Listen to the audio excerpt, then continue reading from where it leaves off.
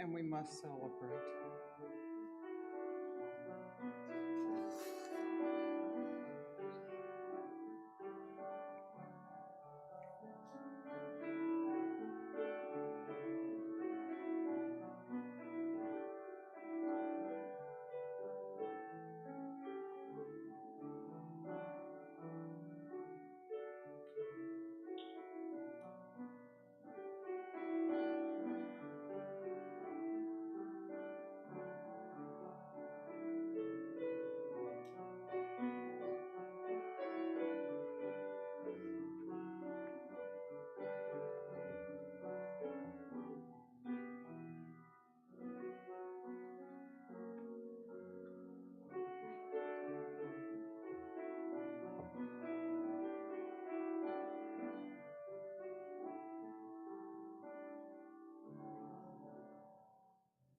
You'll give me the high sign, Brian?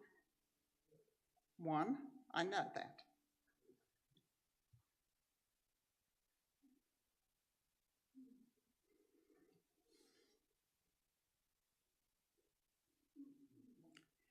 Oh, good morning, everybody. Good morning.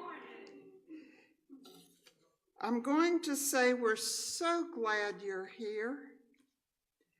This is the last Sunday in February, and for everybody who's worshiping with us, even online or in person, we're glad you're here. You know, we say this every week, and when I write these notes every week, I think, but it's true. And I don't know of any other way to say it than everyone is welcome.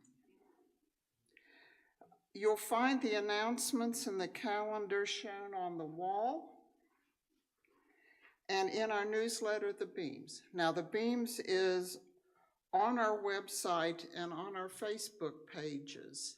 So feel free to take a look at it and see what's coming. You should have a rose-colored slip if you have prayer requests that you want to put in the offering plate. But don't worry if you don't get it in the offering plate. People like me who forget stick our hand up at the end and shout them out. As you can see, I'm in my other uniform.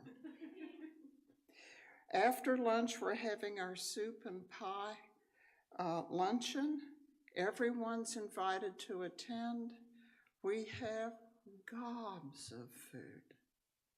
Where I came from, we have enough to feed Cox's Army, or Coxey's Army. And that was the group of people who were in the tent city across from the White House in the Depression. There are a number of committee meetings to note. If you have a committee assignment, please be faithful to it. We do want you to note that Church Council is meeting this week. The first week in March, and where did February go, marks the beginning of Lent. So there's a lot of stuff coming up, and we want you to look at it and be prepared to participate with us. Be sure and check out the activities that are listed in the beams. Thank you. No soup and soul. Not this week, next week. And next week you'll have to read chapter 3 in Luke, but not this week. If there's nothing else, are there any announcements from our congregation?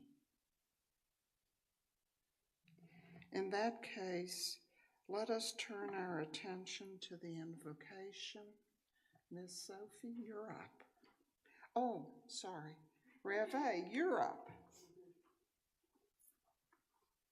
Thank you, Miss Carole. And good morning, church. We welcome you on this beautiful day. This is the kind of winter weather I like, right? Where you get to wear a coat, but you can leave it open. The sun is out, but the snow is on the ground. And so we welcome you to this time of prayer and worship today. This time that you have carved out of your day, of your week, to be able to tend to your spirit, to your relationship with God, with one another, and with yourselves. And so as we prepare our hearts and our minds for worship today, I invite you to take a big, deep breath. To just take a moment and allow yourself to melt into the space where you find yourself. Whether you are here in our pews or in a sacred space of your own making, allow yourself to feel the presence of God, to lower your shoulders, allow your jaw to unclench, unfurrow your brow. Just sink into the abundant love of God. Allow yourself to be present to the movement of the Spirit, to take note of where you are in this space and in this place, to set aside all that you carry in with you from the world outside, the stress, the anxiety, the shame, whatever it is that prevents you from truly being open to God's love.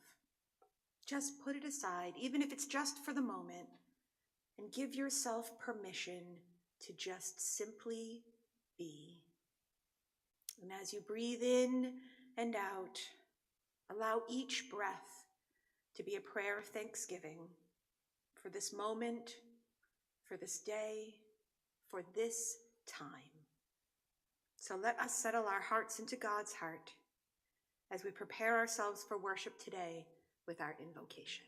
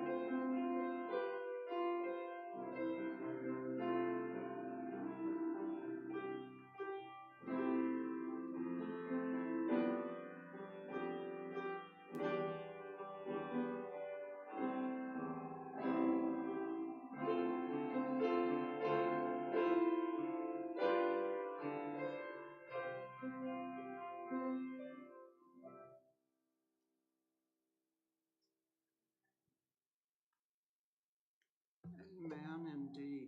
Thank you, Sophie. Would you please join me in the call to worship?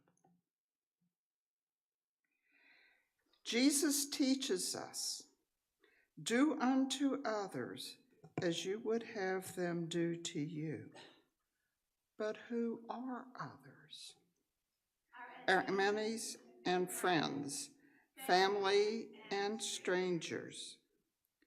Jesus teaches us, be merciful as your Father is merciful. But what is mercy? To act with compassion, to help without expecting anything in return. Jesus teaches us, forgive, and you will be forgiven. But how do we forgive? By recognizing enemies, friends, family, strangers, and ourselves as people in need of compassion. Let us worship God who loves us and empowers us to love one another with mercy and compassion. Come, let us worship. Thanks be to God Amen. Our opening hymn is Blessed Be the Tie That Binds.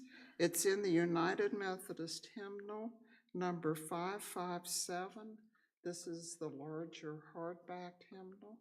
This is an oldie but goodie coming to us from the mid-1700s. Please rise as you are able and join in this hymn.